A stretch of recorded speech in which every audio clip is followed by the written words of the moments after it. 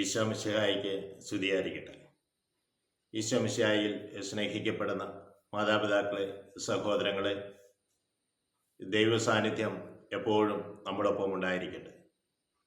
നമ്മൾ വചനം ശ്രവിക്കുമ്പോൾ ഈശോയ്ക്ക് വേണ്ടി എൻ്റെ ഹൃദയം തുറന്നു കൊടുക്കുകയാണ്. വചനമാകുന്ന ഈശോ എന്നിൽ വന്ന് വസിക്കും.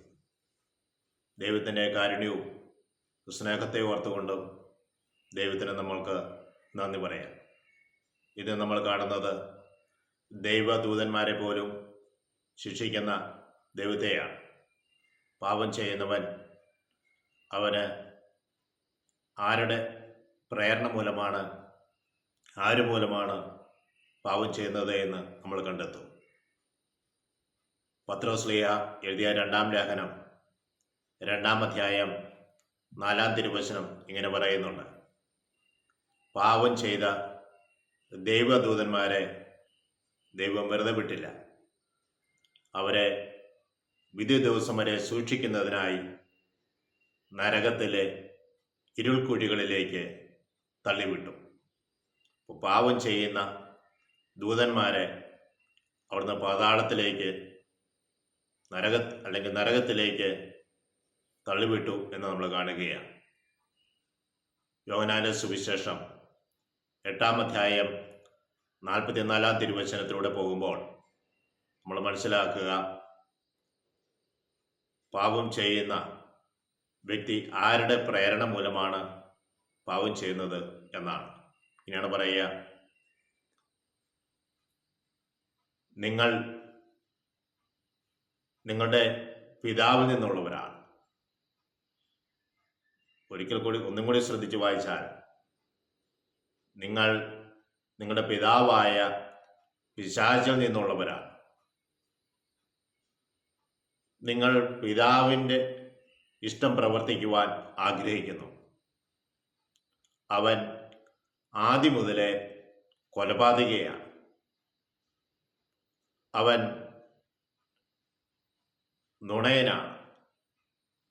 അവനിൽ സത്യം നിലനിൽക്കുന്നില്ല, കാരണം അവനിൽ സത്യമില്ല. അവൻ നുണ പറയുന്നത് അവൻ്റെ സ്വഭാവം അനുസരിച്ചാണ്. അവൻ നുണയനും നുണയൻ്റെ പിതാവുമാണ്. നുണ പറയുന്ന ആത്മാവ് പിശാചിൽ നിന്നുള്ളതാണ് എന്ന് നമ്മൾ കണ്ടെത്തുകയാണ്.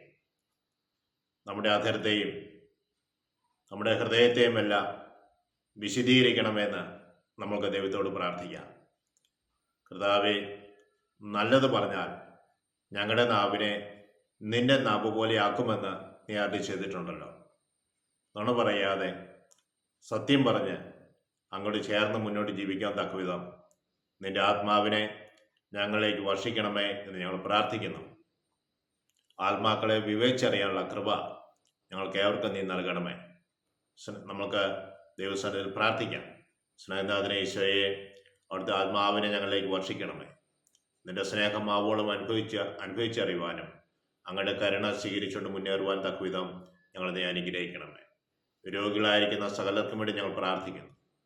ഇന്നേ ദിവസം ഞങ്ങൾ പ്രാർത്ഥിക്കുന്നത് ആസ്മാ രോഗികൾക്ക് വേണ്ടിയിട്ടാണ്.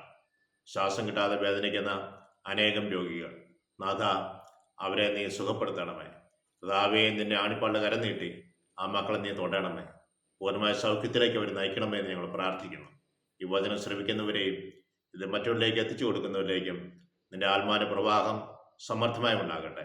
ഞങ്ങളുടെ അമ്മേ, ആശ്രയമാതാവേ, ഞങ്ങൾക്ക് വേണ്ടി നിത്യവും തൻ്റെ തിരുക്കുമാരന്റെ സന്നിധിയിൽ മധ്യസ്ഥം വഹിക്കണമേ എന്ന് ഞങ്ങൾ പ്രാർത്ഥിക്കുന്നു. പിതാവിനും പുത്രനും പരിശുദ്ധാത്മാവിനും സ്തുതി. ഈശോ മിശിഹായിക്ക് സ്തുതിയായിരിക്കട്ടെ.